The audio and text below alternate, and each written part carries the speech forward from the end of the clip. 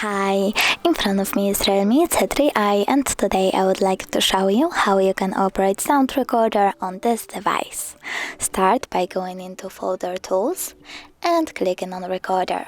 Normally now you need to tap allow and agree, but I already did that, so all I need to do is click on the red button to start recording.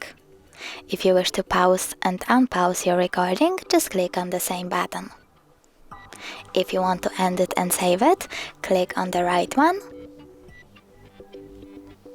Choose name of your recording, and when you're done, tap on save.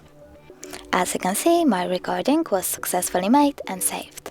If you want to delete it, click on it, hold, choose delete at the bottom right corner, and delete all recordings. Thanks so much for watching. If you enjoyed this video, smash that like button, comment and subscribe. Bye!